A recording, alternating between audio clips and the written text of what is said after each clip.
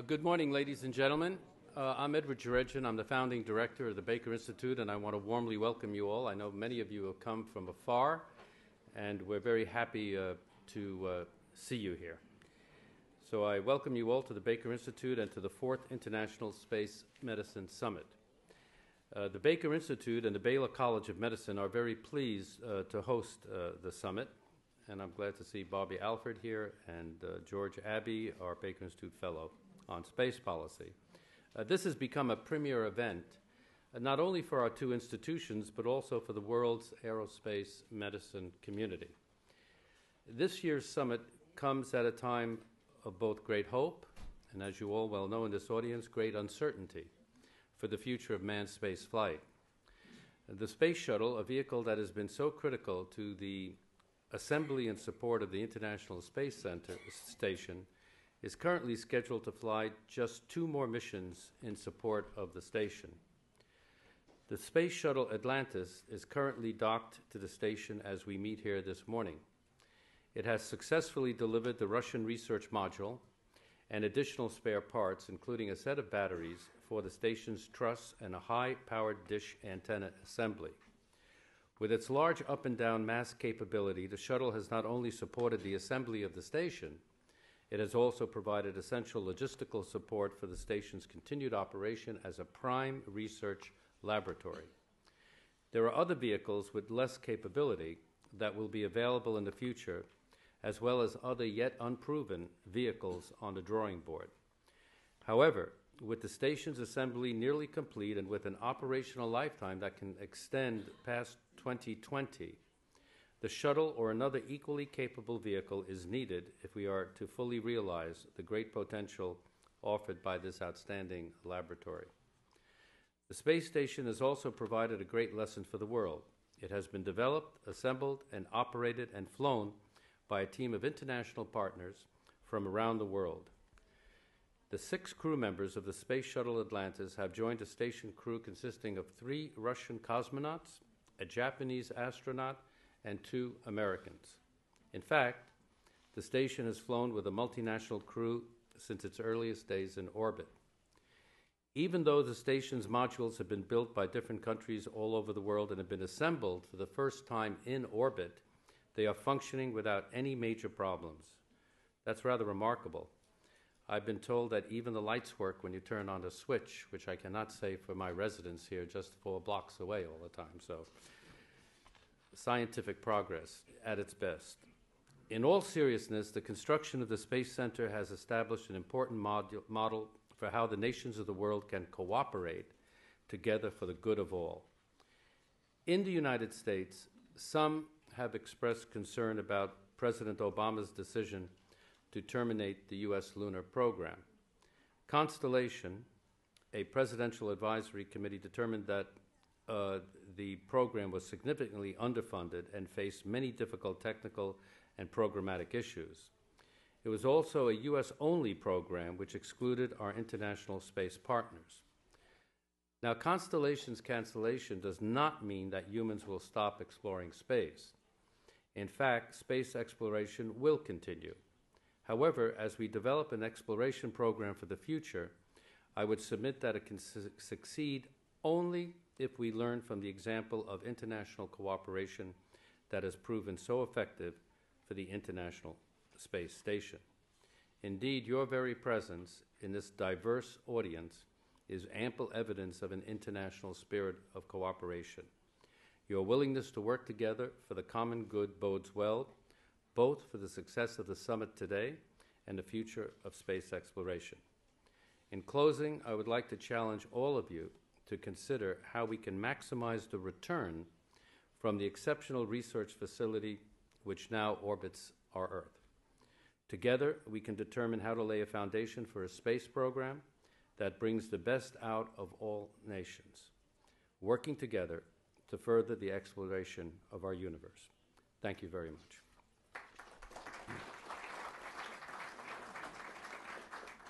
Now, as we meet this morning, the Space Shuttle and the International Space Station are circling the Earth. The space station is nearly complete, and this great research facility and its potential for future scientific discovery will be the subject of considerable discussion over these next few days. So it's only right that we allow those conducting research on the station to join us in this Space Summit.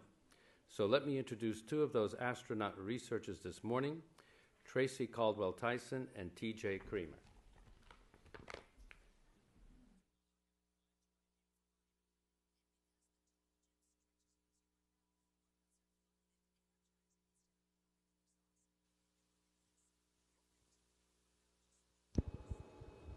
Greetings from the International Space Station.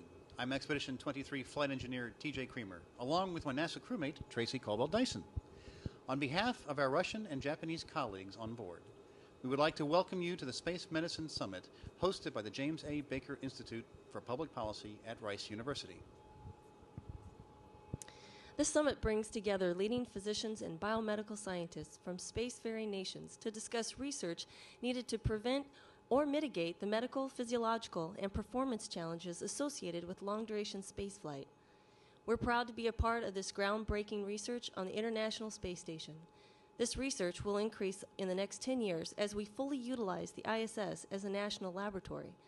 Your efforts at this summit are critical to analyzing current results and to recommend future projects in partnership with the international science community. We would like to congratulate you as you embark on the meeting and wish you success in all your endeavors.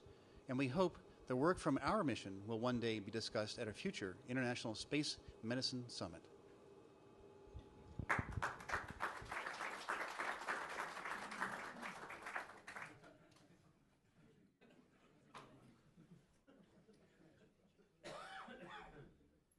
Well, thank you, Ambassador Durjan, and thank the crew of the International Space Station and Bill Gerstenmaier for making that happen. So we appreciate them joining with us this morning.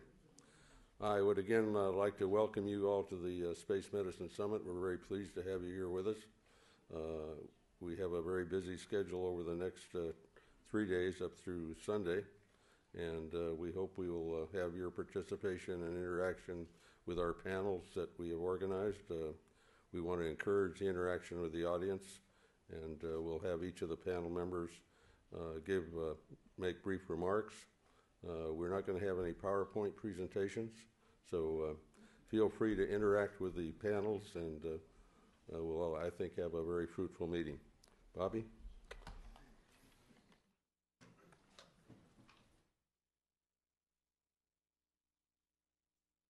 Thank you, George.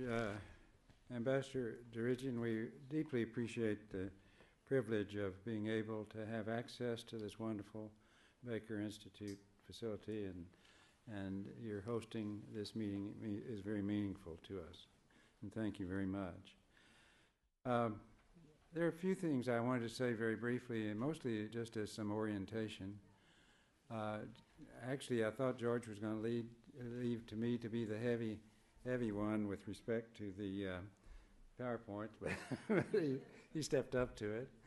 As you know, that's been a custom here, and it's a custom really that's been very successful because it's encouraged interaction, and that interaction's led to collaboration and also advancing the sciences related to space flight. The other thing I wanted to talk about is the timing today.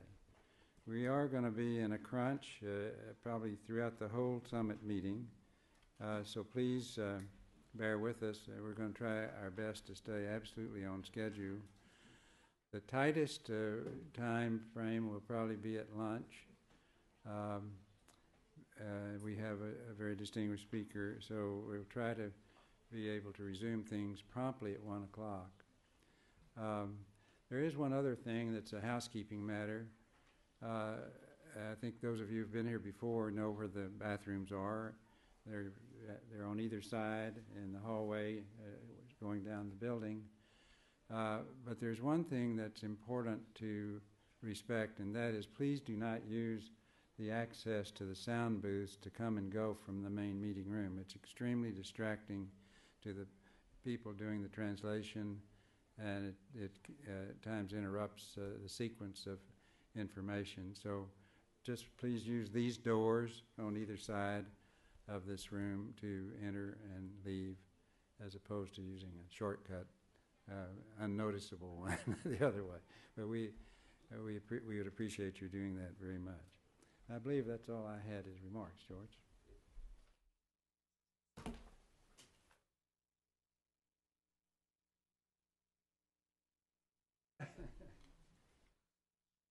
If we could have the first panel come up and sit at the front of the room here.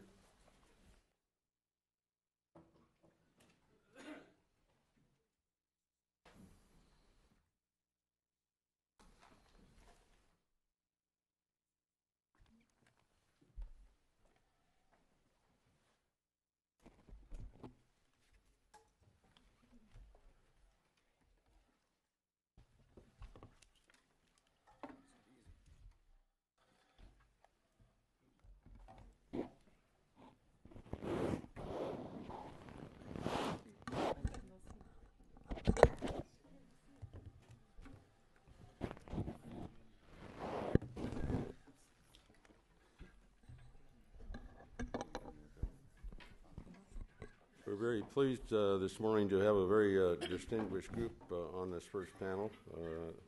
I think you're familiar with many of the ones that are sitting here. Let me just briefly introduce them. Dr. Chen, who's the director of the China Cosmonaut Research and Training Center. Jean-Marc Comtois from the Canadian Space Agency, chief of the astronauts and director of their medical support operational group. And Volker Dahmen, who is from ESA and is head of the Cruise Medical Support Office at the European Astronaut Training Center in Cologne. Michael Full, one of our American astronauts, but he's kind of a mixture.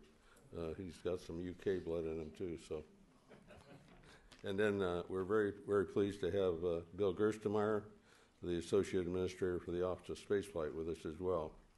And from Japan, Chiaki Mikhay, who a Japanese astronaut, and also the director, the head of the manager of their biomedical support group. And of course, we're very pleased to have Dr. Igor Ushakov, the director of the Institute of Biomedical Problems from Russia. So let me turn it over to Dr. Chen for a few brief remarks, and then we'll go down and let each of the panel members speak and then interact with you all. Thank you. Okay, good morning, ladies and gentlemen. I'm very happy to be here again. And last year I attended this conference, and this is the second time for me to attend this conference. So I feel very glad to meet a lot of old friends, and also have this chance to meet a lot of new friends here. Actually, I have no experience on the International Space Station, but except that I have a few more words to describe what we're doing in my center at first. The Astronaut Center of China is located in Beijing, China, and is a center for selection and training for the Chinese astronauts, and also is responsible for the space medicine research and space life science research, and also we're responsible for the space food development, and also responsible for the environmental control and life support techniques, and also responsible for the space environmental simulation facilities, and also active in the Chinese National Space Program. So although we are not have the chance to go to International Space Station, but we hope in the future we'll have some Chinese astronauts to participate in the space flight in ISS and have the chance to cooperate with the experts or astronauts from all over the world. Also, we paid a lot of attention to the projects now carrying on in the ISS and the achievements made from the ISS. We're also very happy with these achievements, and we'll share the achievements from all the human beings, I think so. So I think it's just a few words here. Thank you for your attention. Thank you. John Mark? Thank you, George. The title of this panel was Reflection and Achievement, and I tried to summarize that in a few words.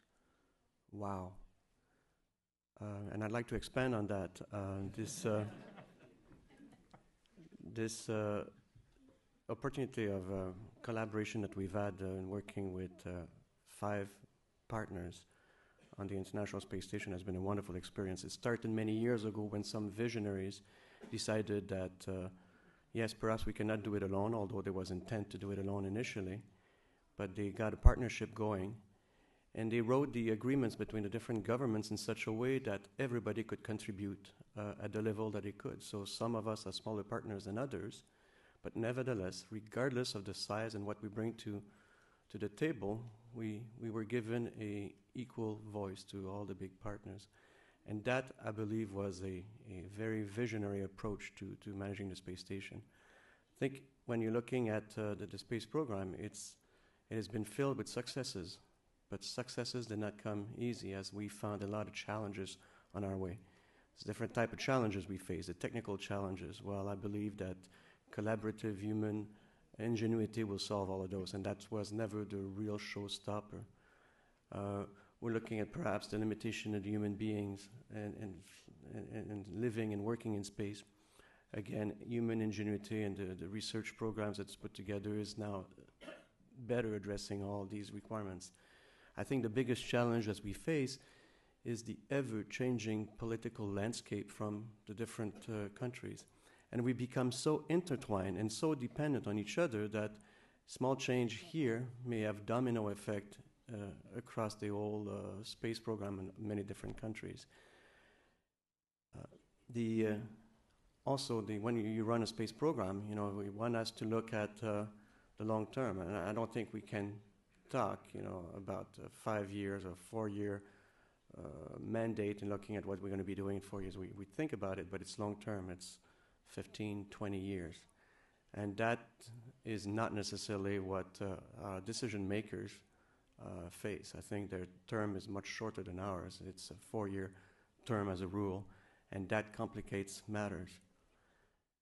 And the other great thing that I've noticed in working in the last 10 years with the space program and all the partners is this concept of consensus.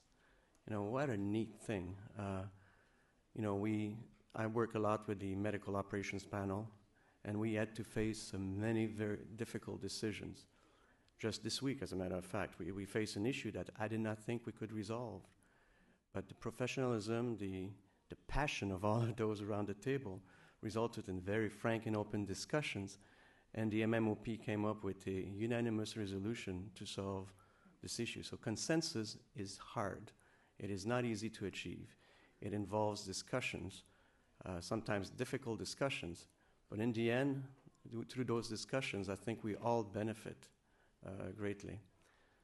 So, in summary, I think the space station program in particular has been a very successful endeavor for humanity.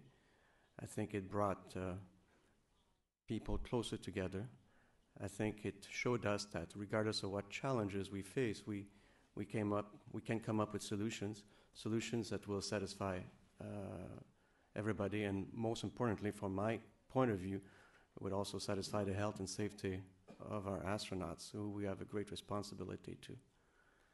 So I've welcomed and I've been very appreciative for the opportunity for Canada to partake in this great adventure. So thank you. Thank you, John Mark. Volker? Yeah, thank you. Good morning. Happy to be here again. Yeah, past and present and future.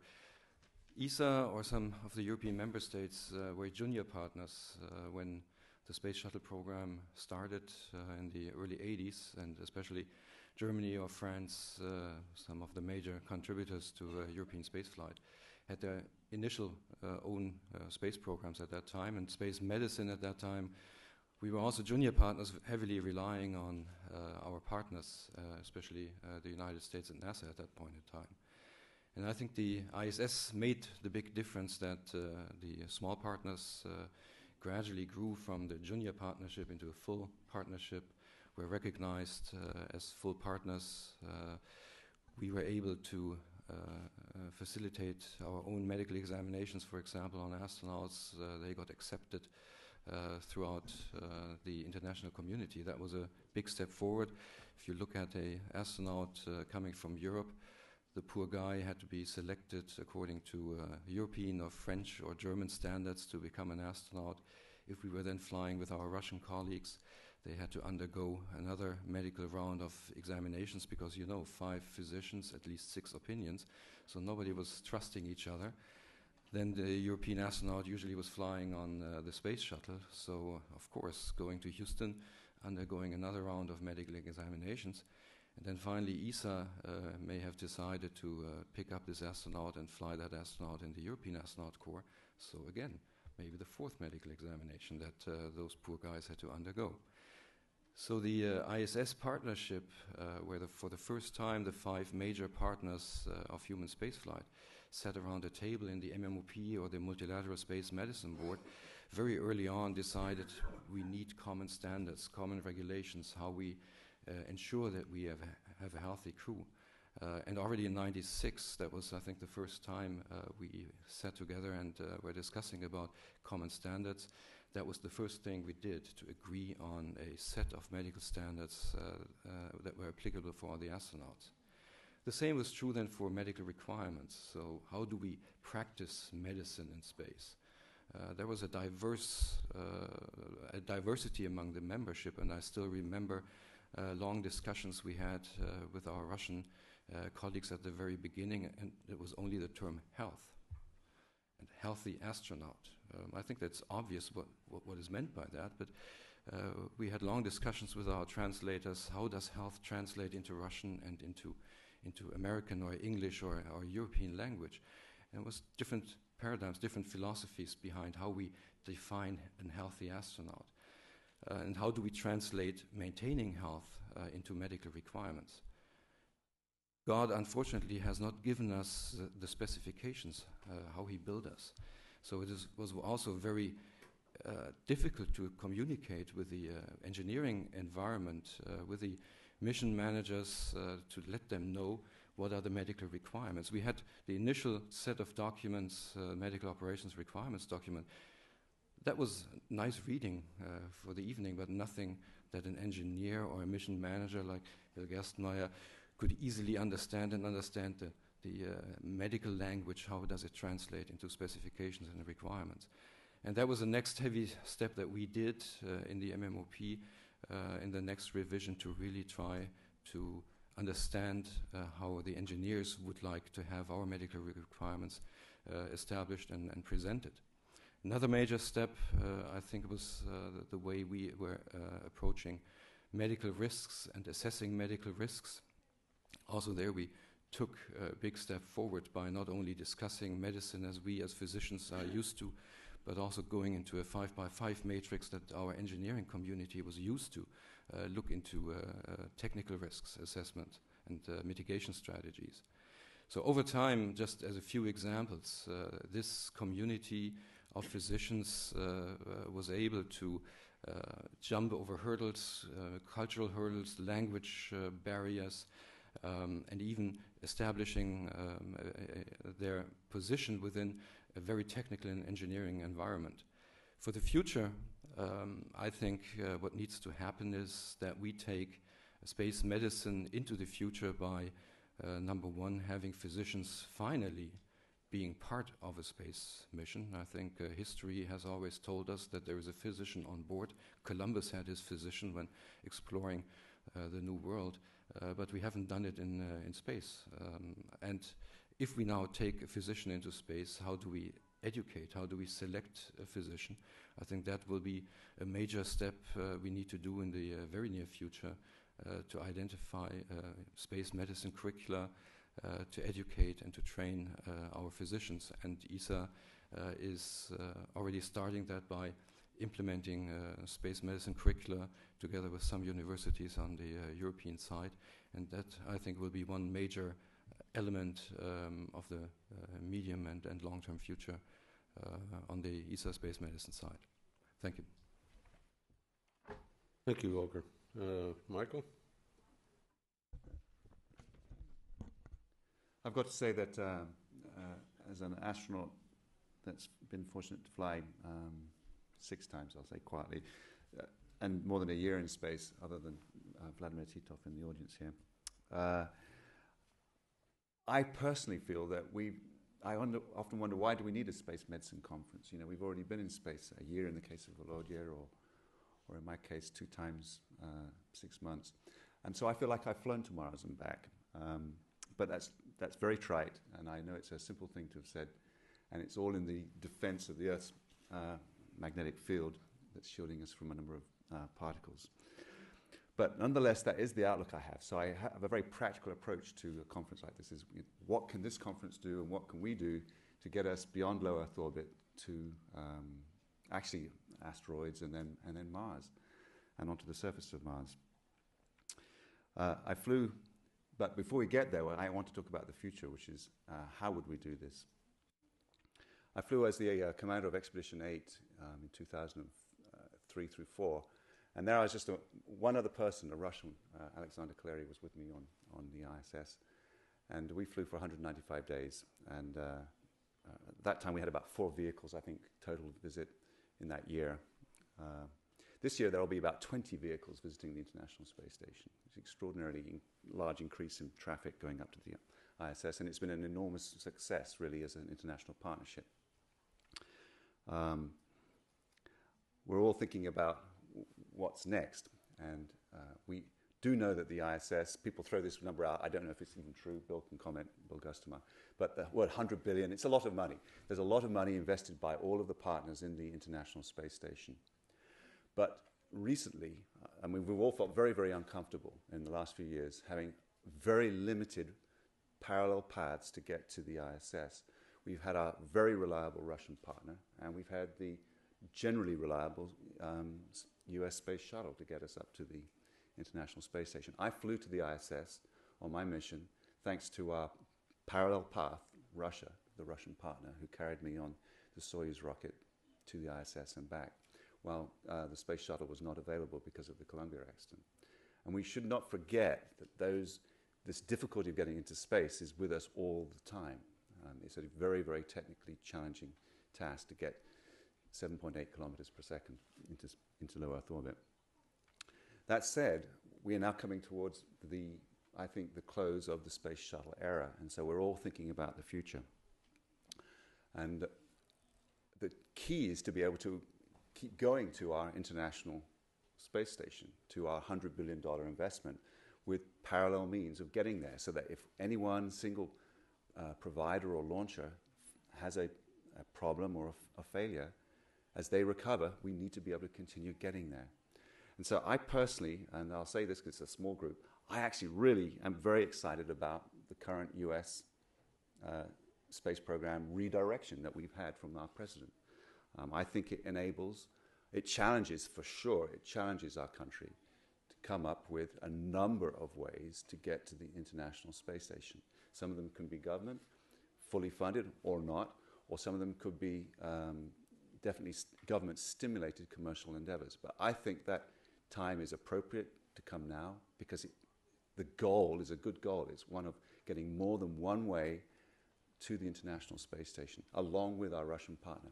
If China could be asked or invited or enabled to join our endeavor on the International Space Station, it would add another parallel path to get to the International Space Station. And remember, it's our mutual international investment that is up there, and only can we get to it if we have vehicles that can carry humans to it. Along the theme of the new US direction for exploration, I think this is opening up the door, and I've heard it all year, for international collaboration to go beyond low Earth orbit. And even as we're learning our lesson of needing parallel means to get to the International Space Station in low Earth orbit, that lesson should be one that's loud and clear for us for going beyond low Earth orbit. When we go from low Earth orbit to an asteroid or around the moon, which is probably a next step in test, or to Mars, we should be thinking all the time about, if we have a problem with one launch system, how can we continue our program and our access to our investments in space beyond low Earth orbit?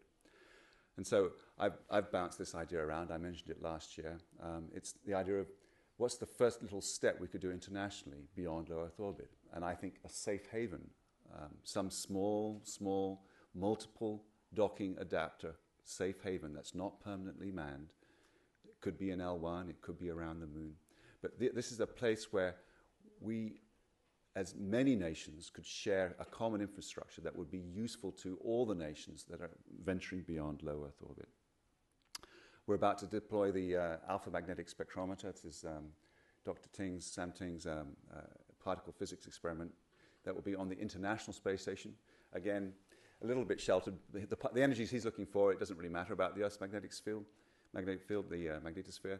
But an instrument similar to that could be deployed on an international safe haven at L1. And that would be of great interest to this Space Medicine Conference because of those particles that would be detected at that point.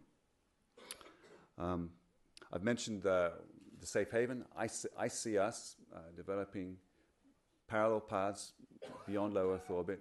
If the commercial endeavors that are coming up that we want to stimulate in the United States are able to deliver not only humans to the International Space Station, but cargo beyond the International Space Station. For example, if there's excess capacity or if their business model can allow them to produce more than the launches required to go to the International Space Station, but could go beyond low Earth orbit to a propellant depot, L1, then we could build up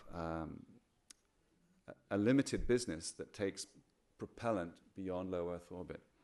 And then from that propellant depot or storage point, which could be located with the safe haven, then various nations could trade and haggle about what is used to go beyond L1, either around the moon, to the moon, or to asteroids or to Mars. So that I have a very futuristic, broad view, but I think it's a practical view of where we should go, and it's all based on keeping parallel means of getting to our investments in space, and that involves international partnership. Thank you.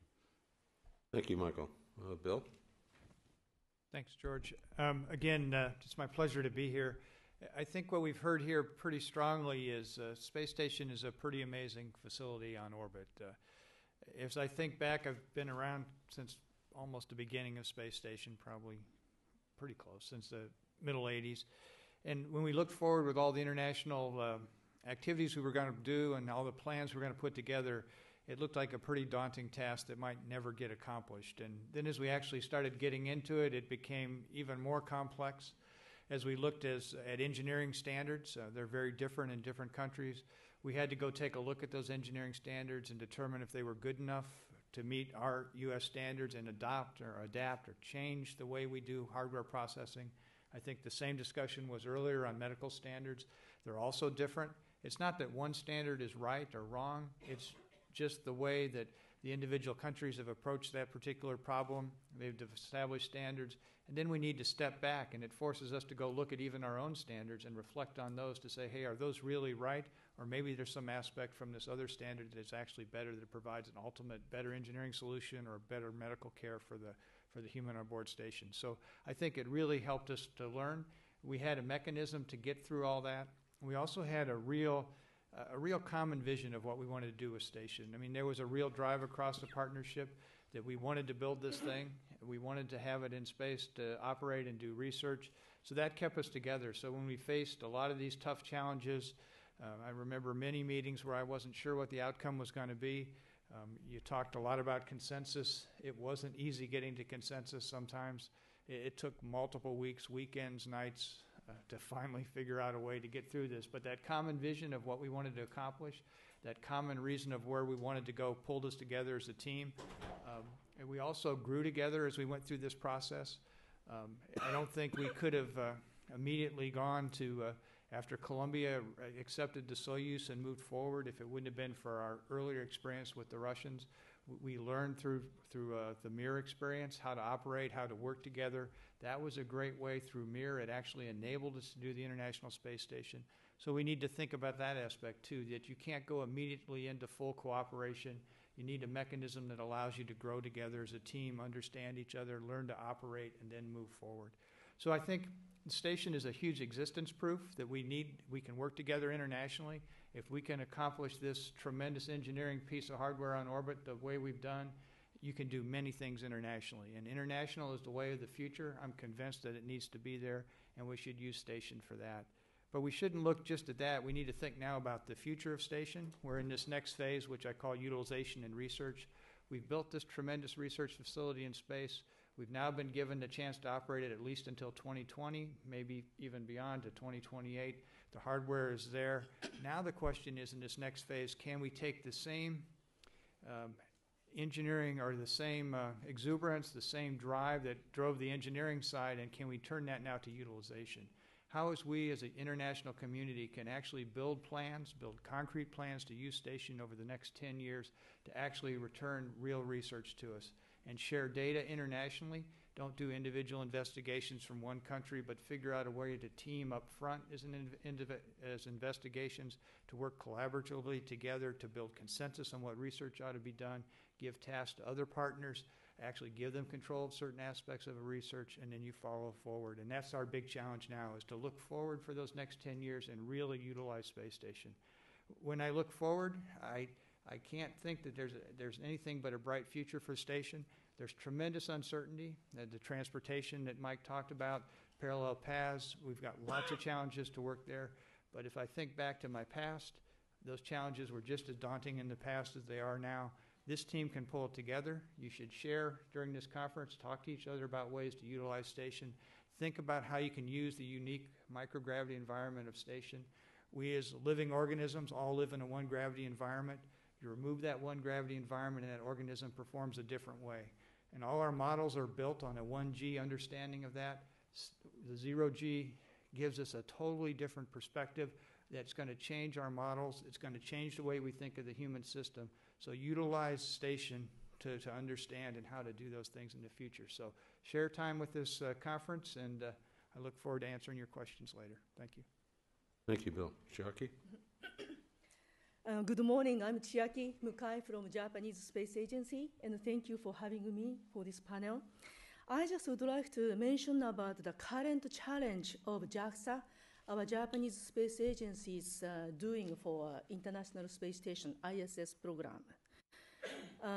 I believe ISS has opened a new era because we have completed the construction phase with the great international cooperation.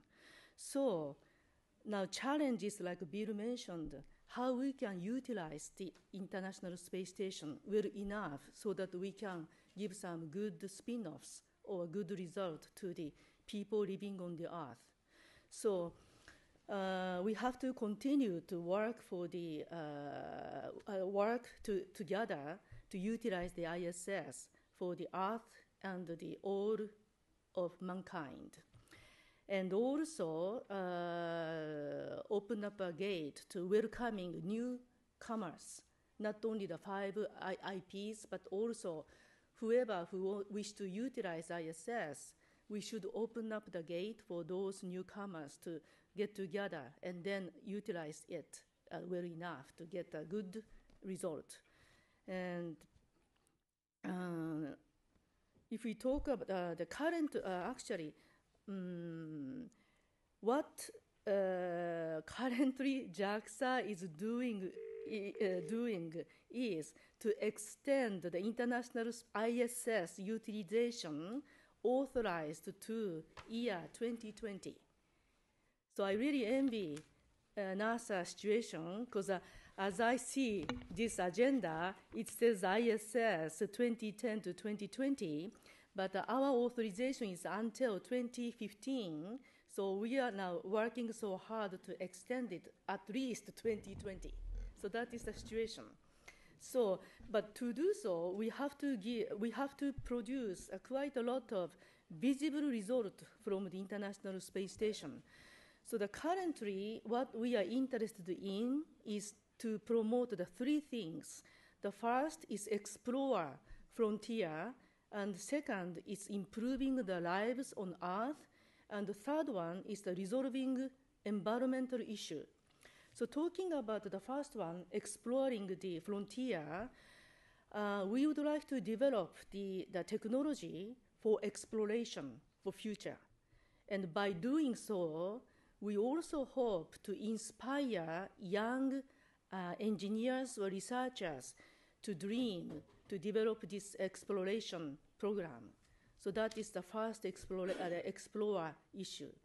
And the second one is the improving the lives on Earth, and especially for the people, the aging society, or the people who are suffering from diseases, etc. So this part, the space medicine plays a very big role. So to improving the lives, we would like to develop some the programs to utilize the biomedical research for future manned space activities, and also to solve the issue of an aging society by developing countermeasures to reduce medical expense. So I think the space medicine is very important. So talking about the last one, the third one, the resolving environmental issue, as you know, the climate change or the CO2, the global warming, that type of the issue is a big issue. And then what we have to think is how we can contribute, we means the space community can contribute to that big issue like climate change or the global warming. So we believe that the ISS can be a manned geosphere observation and the monitoring station. So with the coordination of the ISS and the satellite, and also the ground, the disaster monitoring stations, we will be able to develop some big network, including the ISS as the observation station.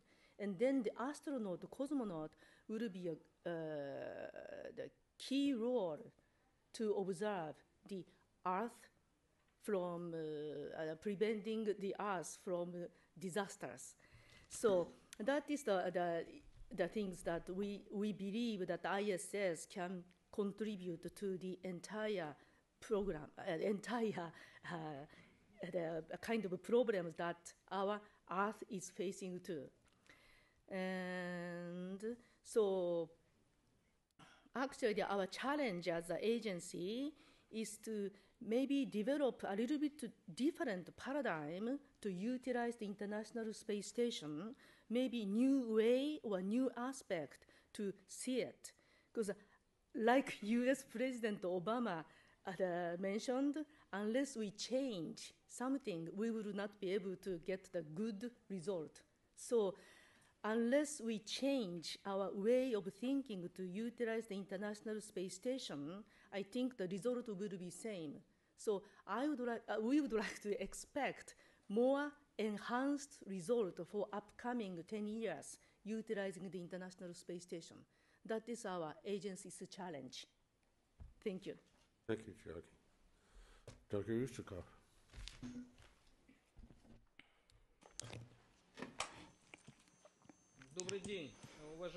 Hello, dear colleagues. I'm thanking the management of the summit for this opportunity I am a newbie at such a representative forum, and I'm honored to be here at this summit, and I want to tell a few words. Actually, I absolutely love the democratic atmosphere that reigns at this conference. This is also related not only to the fact that in the morning they start feeding us really well, but also explain which doors we should use and which we shouldn't. But at the same time, they're making our brain cells work harder here. And it's necessary for a man in space, not for a man in space, but also for the man on the ground. It seems to me that we have to summarize what's been done, and we will be doing that because we have an upcoming 2011, which is the 10th anniversary of manned flight. But it's very important indeed to find out or to clarify what are the prospects of the station's existence for the next 10 years and maybe even further. It appears to me that space medicine is capable to demonstrate in science to this community that it's very important. It's a forecasting role. Space medicine was born in Russia, in the United States, and in other countries about 10 or 15 years prior to the first man in space. So this is the science that has also been geared towards forecasts, towards prospects, towards the future, towards creating new models of new manned flights, towards and the subsequent space activity has validated or confirmed the right conclusions of space medicine and biology. It also seems to me that space medicine, as it applies to ISS, and not only to ISS, but also my colleague Michael has spoken beautifully about the future interplanetary flights. It was very nice to hear that. So space medicine must do its best so that the quality of life of the cosmonauts and astronauts on orbit improves, and also on the ground as well. We should strive towards that. Of course, we would be thinking about the cosmonauts and astronauts first, and we have to do it so that for 10 years of continuous operation, for the next 10 years, that those 10 years are most favorable or more favorable than the preceding ones. There are many issues that exist. Those medical structures that exist, or agencies, there are lots of them, and they have been prompted by life itself. They have shown their capability of demonstrating their necessity, but the problem that is related to the increase in crew numbers. Last year it was from 3 to 6. The complications during visiting expeditions and other nuances pose a number of issues before us in terms of sanitary hygiene conditions, psychological issues, even though they're hidden deeper in human consciousness, but they do exist. And these are all the issues that we would have to consider, that we would have to solve in real time, as my colleagues have mentioned and articulated very well. And also, we would have to collaborate on their resolution, and also we would have to provide high degree of confidence that the solution will be correct. Also, we would have to be thinking about future interplanetary flights. We'll be thinking about it not because it's a subject of science fiction, not because it's something that some thinkers have made up. Those who have predicted it over 100 years ago, in particular Konstantin Tsiolkovsky, Tsiolkovsky who did that sooner or earlier human beings will be in the interplanetary space. And the first planet, as Tsiolkovsky mentioned, was Mars. That happened over 100 years ago, and his words are world famous that this will happen. He's hoping in that happening. But this is happening because the progress moving forward of cosmonautics is inevitable, it's unstoppable, and it's a huge example of international cooperation and joint efforts and joint goals of the community to resolve such a global humanitarian task. So we would have to consider that as well. There is a number of ideas, a number of proposals on the subject, both by our Institute of Medical and Biological Problems. We are on June 3rd, the 520-day experiment Mars 500 is going to be opened, and there will be a lot said. A lot of information will be presented here on that experiment, and so we would have to work on those things together. As Michael said, ultimately he has listed the probability of all those situations which we would be able to either evaluate practically during flight or in the experiment, and I'm inviting the community to consider this experiment and include those who desire to be included in the structure of that experiment that, as I have already mentioned, starts on June 3rd in Moscow. We have very good prospects that require such discussions on a regular basis, and probably annual discussions are not sufficient for that. But this format, this forum, is a very good opportunity to put everything on the table and discuss strategic issues that are related to man's activity in space, to improvement of the quality of life both in space and on the ground. Thank you very much. Well, thank you, Dr. Yuskov. We're going to open it up to questions from the audience now, so we'll go ahead and have you interact with our group here.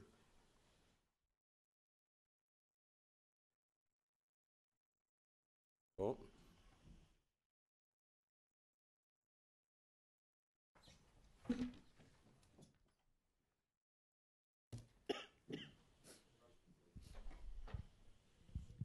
I have a question for Dr. Mikhay.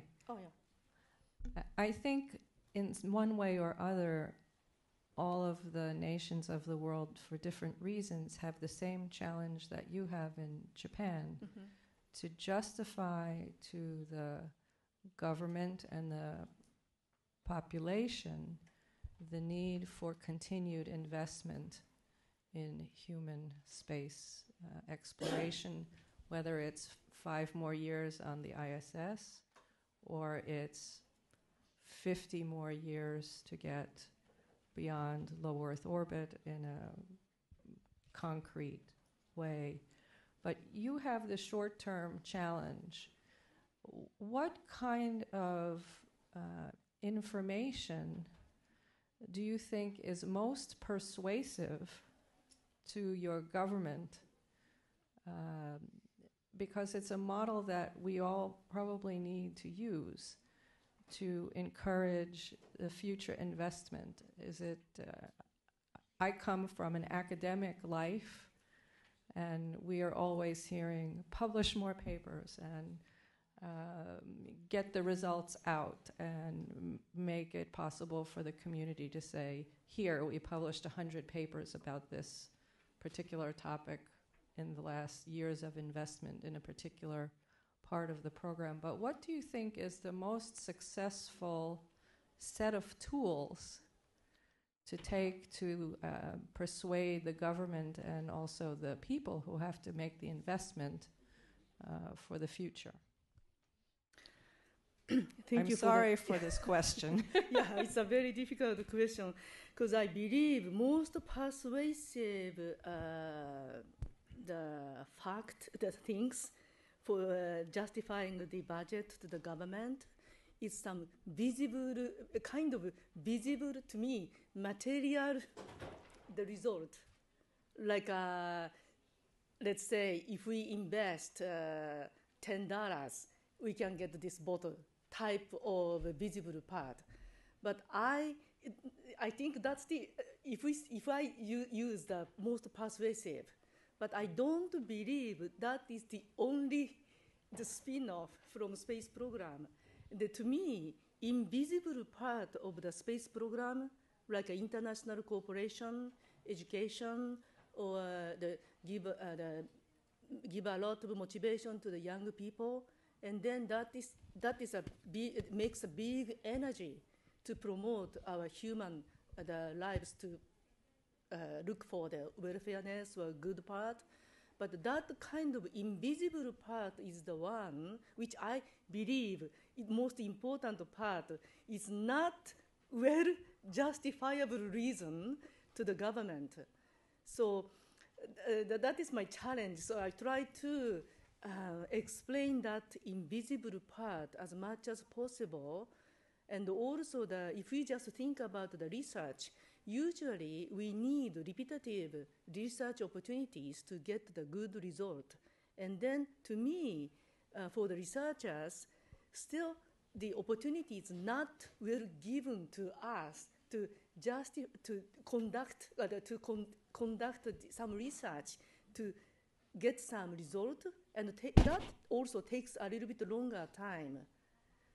So still, maybe it's not my good answer to you, but we are still contemplating how we can justify the situation. But definitely the government and the politicians requires quite a lot of visible the result. Anyone else on the panel want to try to answer that question? Yeah, Jean-Marc Comtois from the CSA. Mm-hmm. I agree with Dr. Mikhay. Like, I thought that the pride of a nation and inspiring the youth towards science and technology would be sufficient, but it doesn't hold much in trying to rationalize a program.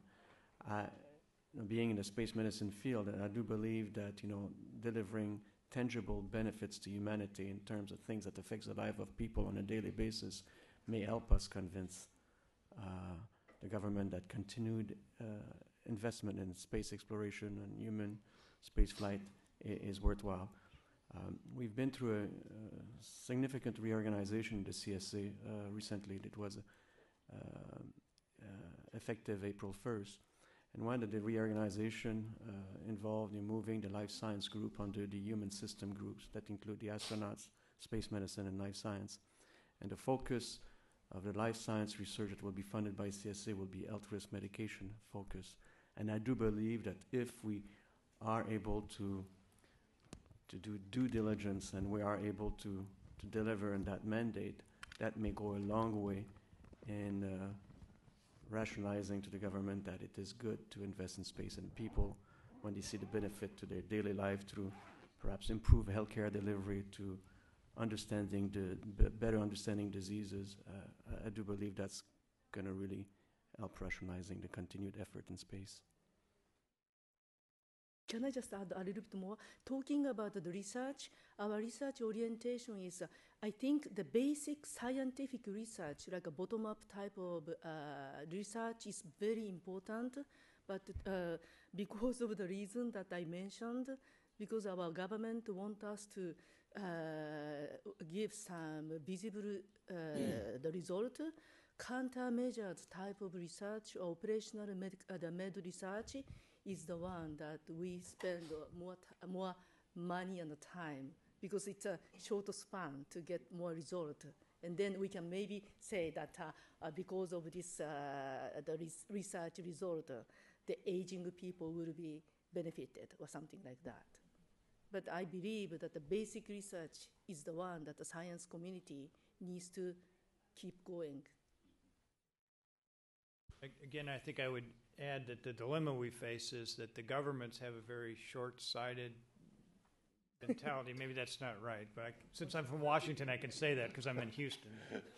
And I'm an engineer, so I'm not a politician, so life is even better. But I think they look for the returns. What's the return on investment? What's the immediate payback?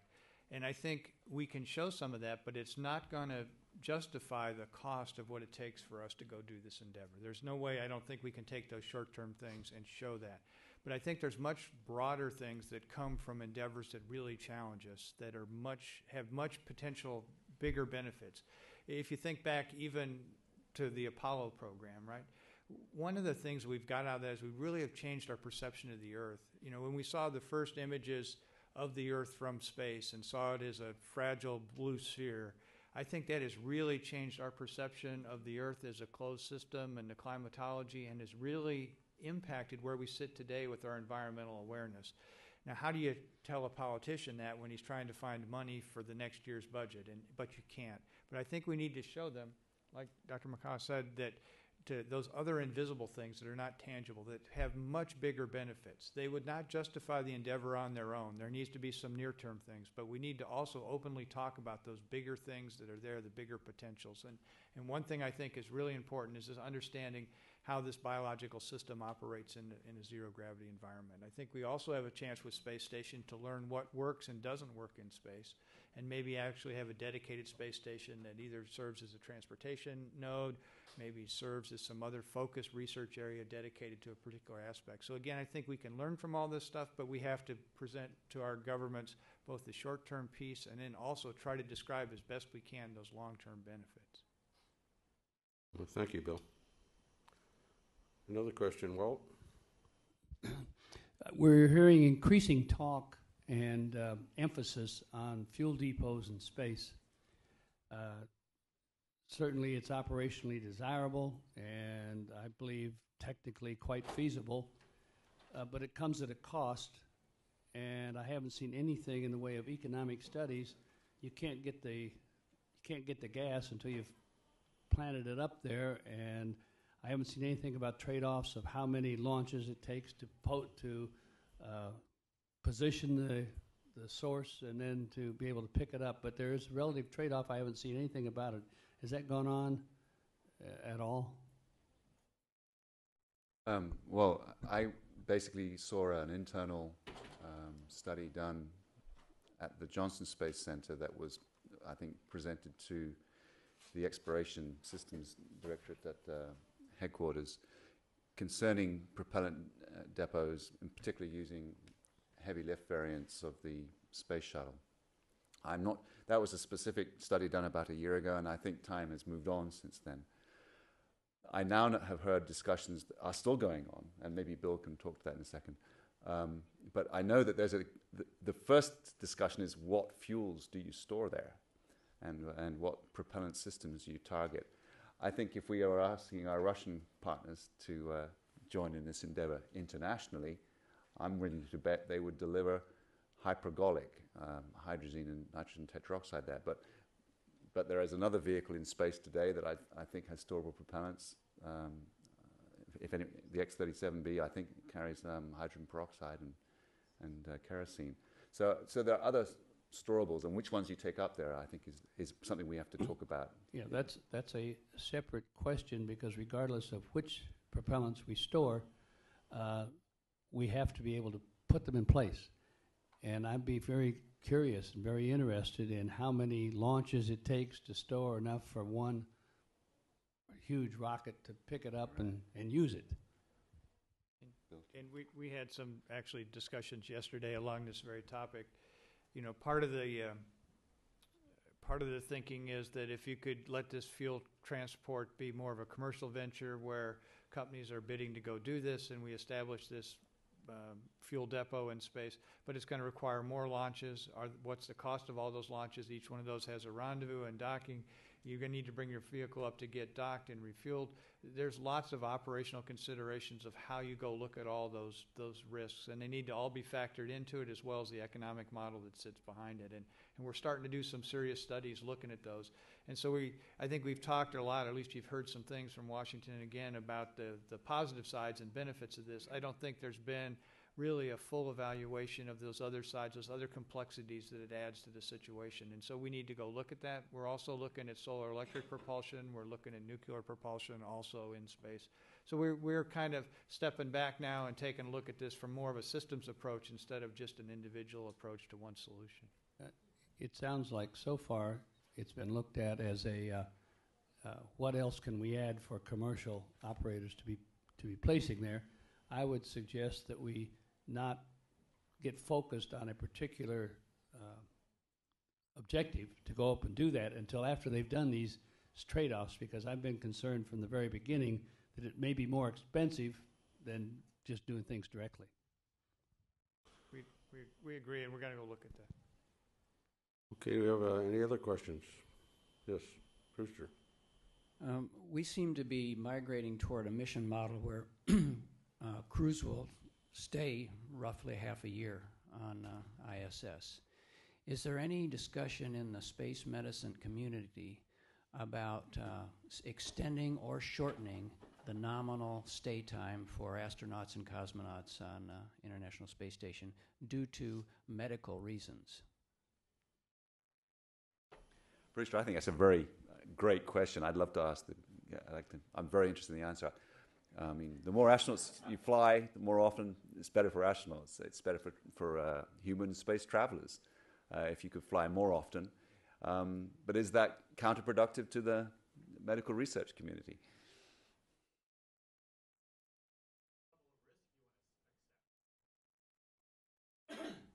Well, the risk we take flying to space is on the vehicles that take us there. I think most of the risk is there. It's not in being in space. Once you go to 6 months a year, maybe we're starting to build up other risks. But the greatest risk for a space traveler is the leaving the planet and returning to it. So I don't think it's really a question of risk. I think people will pay tens of millions of dollars to fly to space as a space traveler, and they'll accept that risk. It's really, Bruce is, I'm dying to hear someone else. I should just shut up. I want to hear. We're not talking about risk for your launch. We're talking about risk for your long-term health. That's the question. But to go, I'll go after Bruce's question. Is there anything wrong with flying, once a month to the space station and changing your crew out? Our original model for the International Space Station was changing a crew out every 3 months. So why don't we go back to that why don't we challenge our commercial launch providers to provide that opportunity? So not for a medical reason, but for a logistical reason to get more crew in flight. Well, no, where did the 3 months come from? Why did we come up with that back 5, 10 years ago?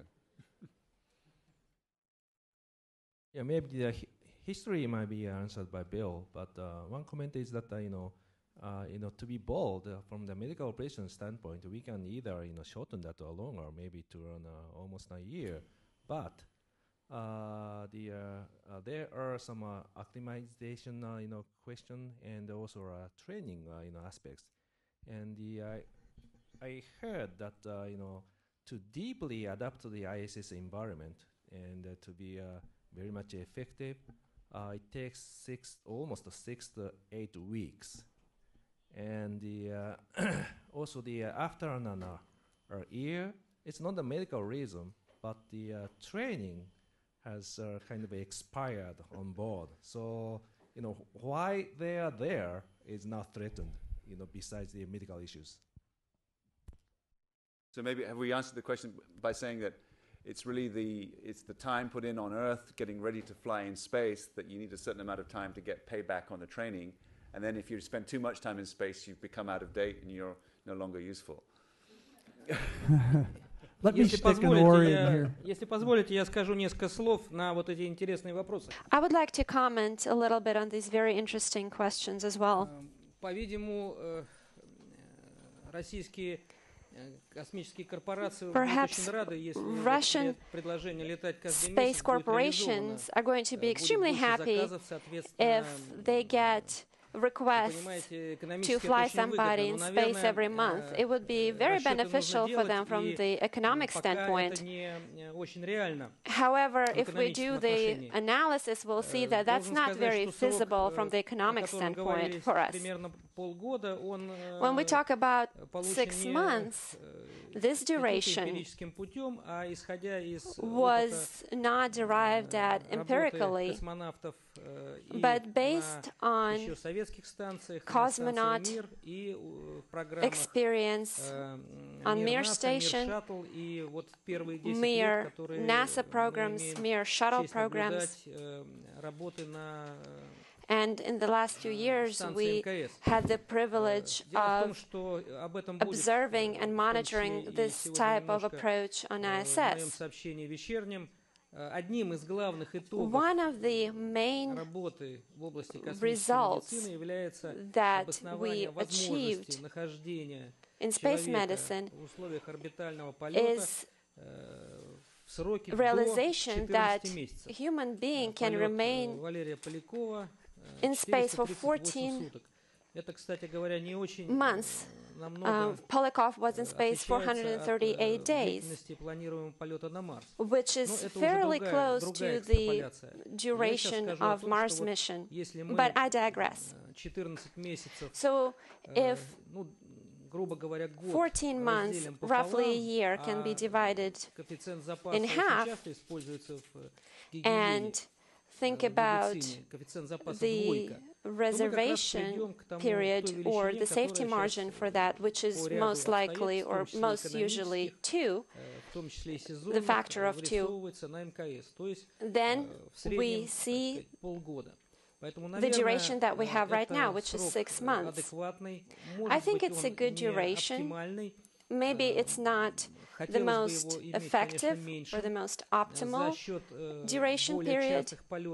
It would be great if we could have more frequent flights.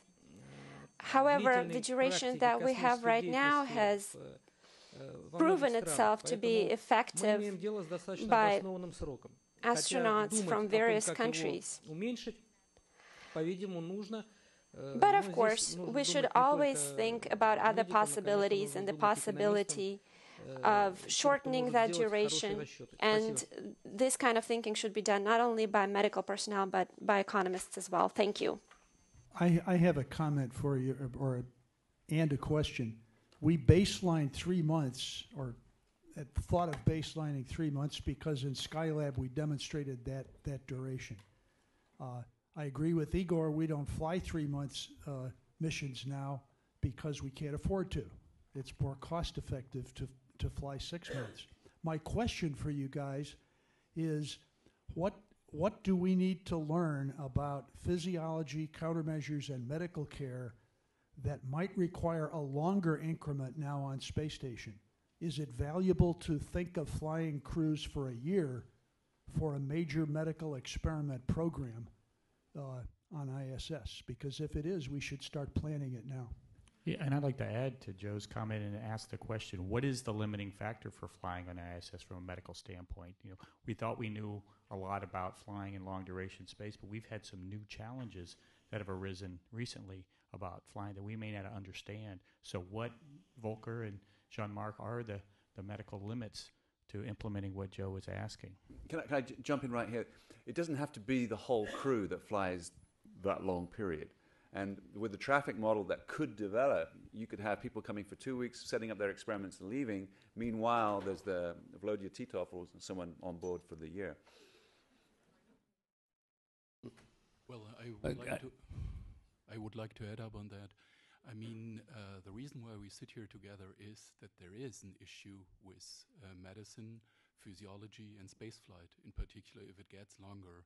So for sure, we will have consequences if we extend missions. They will be in psychological respects, they will be in other physiological respects, and that is also on the other side the beauty, because we can learn about the system, as we have said before, and understand how it adapts to these different environments. And certainly why mankind has survived is because it was able to adapt. So it is of course of importance to understand how we adapt. And simply the fact that we might smoke 10 years or drink 15 years or do it together does not mean that it is healthy. Meaning if we fly for a long time, it is to expect, because our physiology is adapted to 1G, that we have to pay a certain price. Is it bone density the limiting factor? Is it psychology the limiting factor? Is it radiation, what nobody has said until now, which is an important showstopper or could be? These are things we have to look at, and these are things we can bring back to the population and to the decision makers to motivate why we want to do that. Apart, of course, from the fact that mankind is interested in enlarging the borders and being adventurous. Before you answer, can I add a factor to Joe's Kerwin's comment over there? The 3 months, I strongly believe, is because we felt comfortable with 3 months because we had worked our way up to it. We now feel comfortable for a lot longer times because we were willing to take the risk to extend time and space and gain the knowledge from it. As we go forward, one of the things that we have to add into our thinking is we seem to be more and more reluctant to take the risks to do these things. So unless we can educate the agencies and the public actually at large to be willing to take risks, which I think are well worthwhile, we're going to have a very tough time extending that just for experiments. They're worthwhile, but how can we get the public to accept that the risks are what you pay to get the gain? Jean-Marc? Okay, I'll attempt to answer this difficult question to answer. I mean, from a human system point of view, I do not believe that we are limited to 6 months a year. That's not the limiting factor.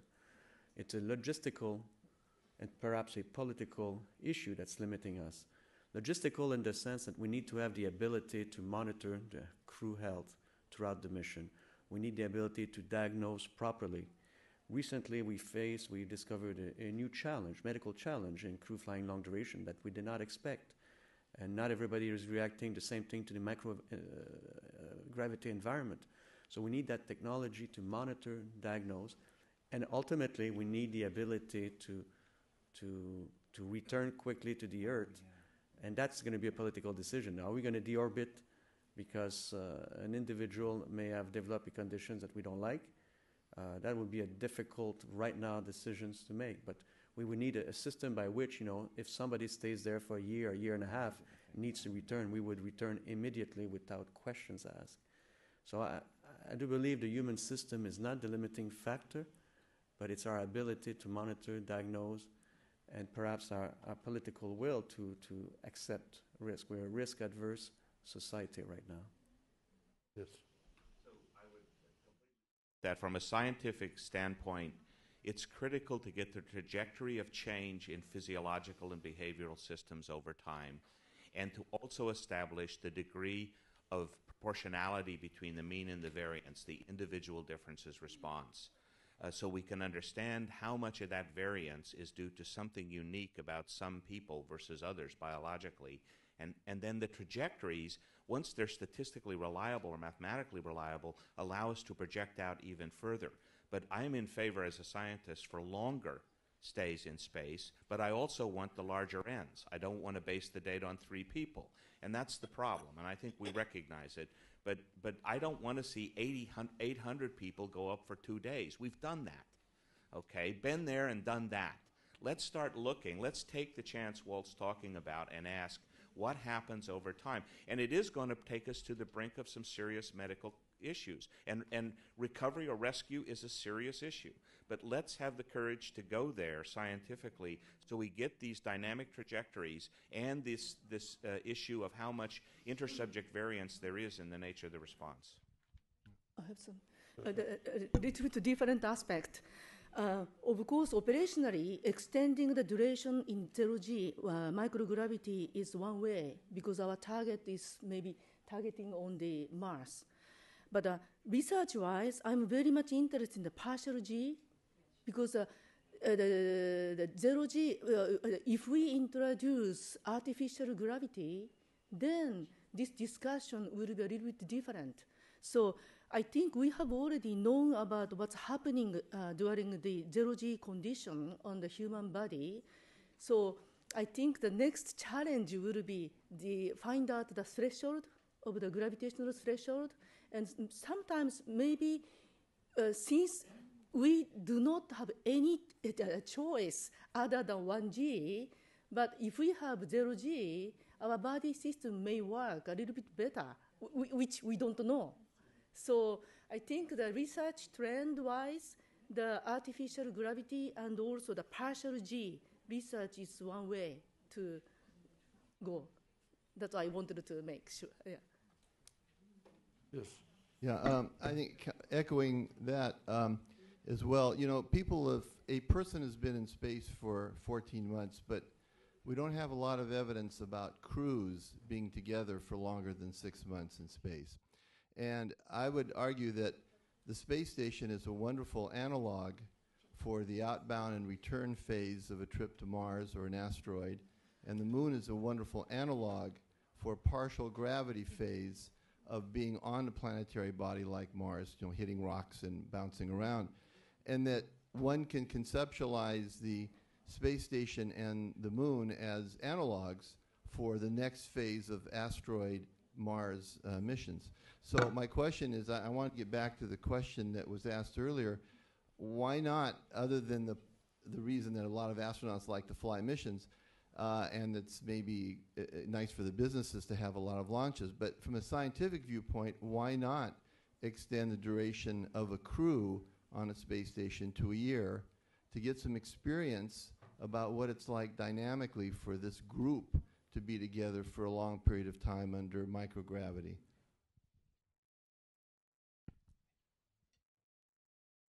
Any comment from the panelists? At least for the ISS, looking at crew access to ISS and the partners is very dependent on your investment, and you accumulate crew credits based on time. So for a small partner to accumulate enough credit to send an astronaut for a year or a year and a half on the ISS, for the CSA, for example, there may not be enough life left in the ISS for us to accumulate enough credits to have a Canadian on the ISS. So based on the intergovernmental agreements that has been devised between the country, it is difficult to implement such a program. Although scientifically speaking, I agree with you that we should prolong the stay as much as we can. Logistically, or the implementation is a bit more difficult from an intergovernmental agreement. Well, that's where I think the idea of a long duration section of the station or of the crew as opposed to a short duration is an appropriate model where you can have the International Space Station should meet many needs for many people, and one of these could be a long duration stay for a certain group. Returning for a moment to Chiaki's comments about partial gravity and Bill Gerstenmaier's emphasis on use of the space station to look at gravity as an independent variable.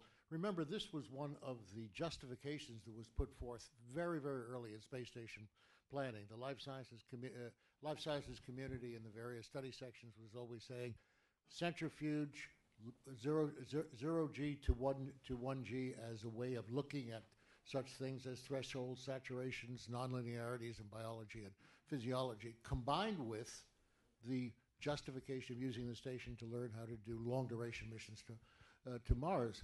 Many of us regret regularly the fact that the centrifuge accommodation module is sitting in a parking lot in Japan instead of on the space station. Some of the research that can and should be accomplished by looking at the range between 0 and 1G still can be done over the remaining life of the space station. And I would encourage people here who are the ones involved in advising and making the decisions to see if we can take advantage of that opportunity.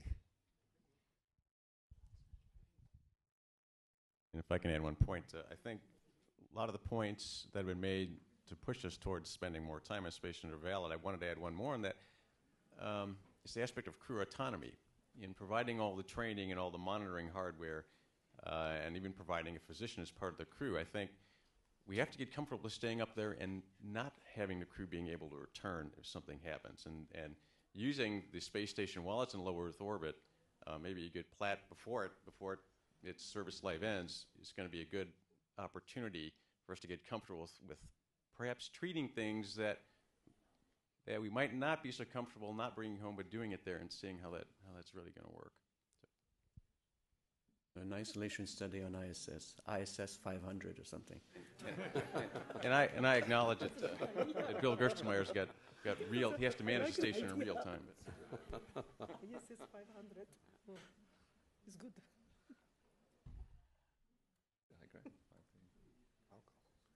Any other questions?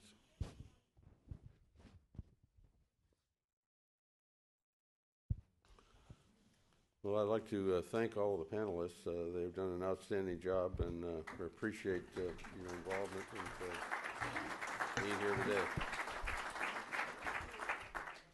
I think we heard certainly a lot of very interesting and very good comments from Dr. Chen and all the way to Dr. Isaka in different perspectives. I think it's clear, at least in the panel's view, international cooperation is important, and it's something that we need to consider for the future as we look to doing exploration.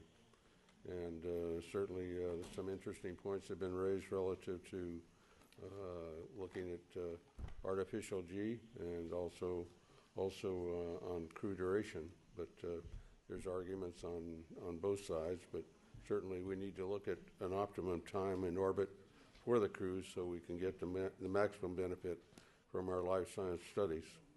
But I think you can certainly you're able to pursue any additional questions you have with the group during the course of the summit. And thank you all again. Thank you very much.